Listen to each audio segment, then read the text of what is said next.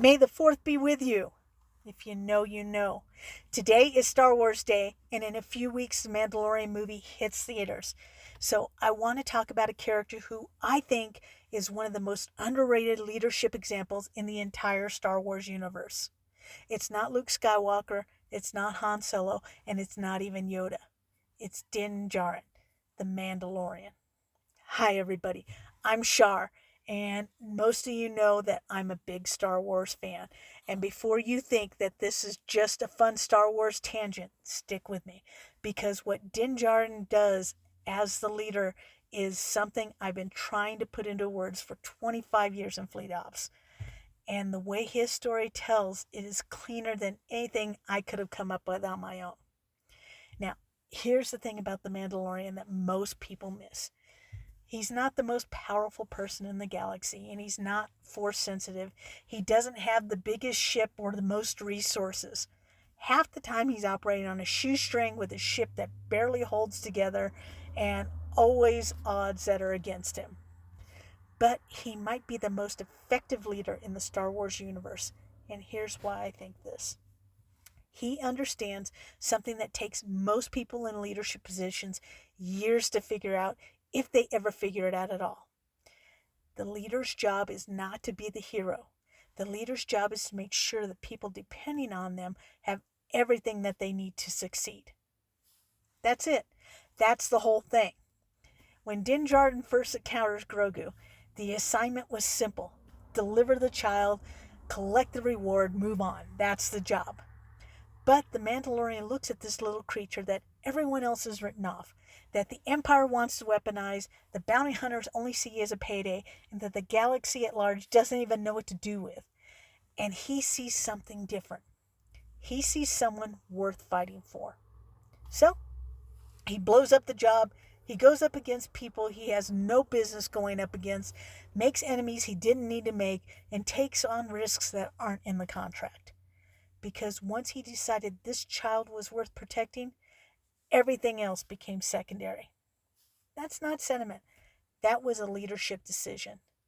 And it's the hardest one most leaders never make. And that's choosing the person over the path of least resistance. Now, we all have examples of this. So let me tell you about this mechanic that I had hired. He was deaf. And when I brought him on, everyone in the room had an opinion about it. The other mechanics weren't sure about it. Management wasn't sure about it. Nobody on the team even knew sign language. Communication was going to be a real challenge, and everybody knew it. There were doubts out loud and doubts that didn't get said, but they were there. But I saw something different. I saw a mechanic who wanted to work, had the aptitude for the job, and was going to prove everyone wrong if someone just gave him the chance and had his back while he did it. So, that's what I did. I hired him, and I fought for him when the room pushed back. I made sure he had what he needed to do the job, and I didn't wait for permission to do any of it. Now, I've moved on from that company many years ago, but he is still there. And he's now an advanced mechanic. Now, I didn't make that happen, and I don't want to take credit for his success, because he made that happen. But somebody had to see it first. Somebody had to make the call when the room was saying something completely different. That's the job. Now, here's what Din Djarin understands that a lot of managers never get. Your success as a leader is measured by their success. Not your title, not your performance review, not how much credit you get every time you walk in the room. The measure of your leadership is what happens to the people you lead. Are they better? Did they grow? Are they still in the work, still advancing, still building because someone believed in them when it wasn't an easy call? That's the scoreboard that matters. And here's the flip side of that, the one that doesn't get said enough. Without the team, the leader doesn't have a job. And I mean that literally. Every result you've ever been credited for, every win that has your name attached to it, and every time someone pointed at you and said, that's a good leader, there was a team behind that. And people who showed up, who did the work, trusted you enough to follow your call. You don't get those results alone. And Din Djarin didn't survive a single episode alone. The missions that look like solo heroics, take a look closer. There's always someone he protected, someone who came through for him, someone whose trust he earned by showing up for them first. Leadership isn't a solo ride.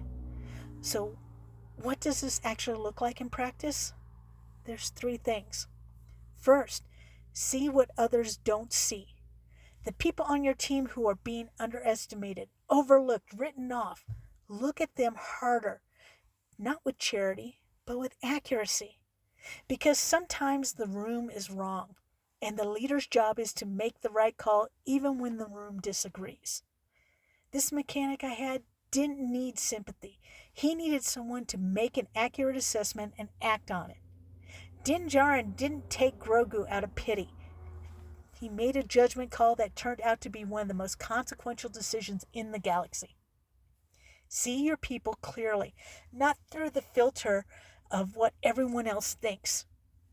Second, fight for what your team needs. Whether it's better pay, better tools, better equipment, better conditions, the resources that let people do the job at the level you're asking them to do it. This is not soft leadership. This is iron.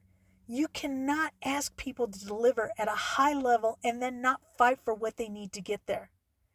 That's not a leadership philosophy. That's just taking credit for other people's resilience. Fight for your team, even when it costs you something, and especially when it costs you something.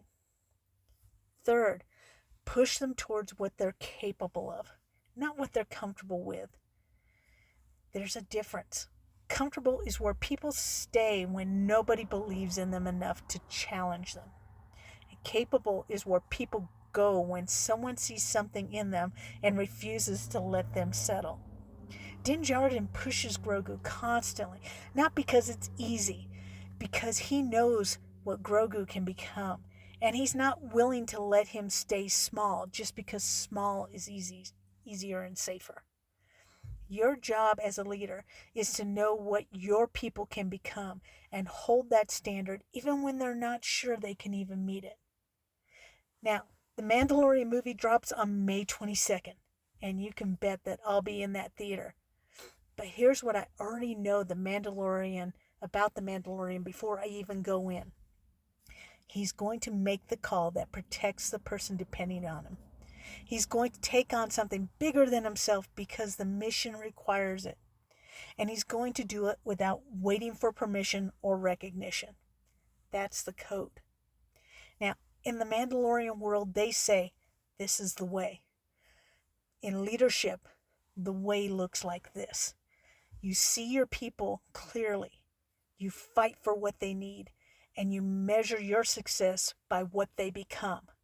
Not what you get credit for, but what they become. Now, if you want to figure out whether you're leading with the technical competence your team needs or the human connection that keeps them in the fight, the Iron and Instinct self-assessment was built for exactly that. It's free and it takes 5 minutes. The link is in the description. Thank you everybody for watching. I'm Shar. This is the way.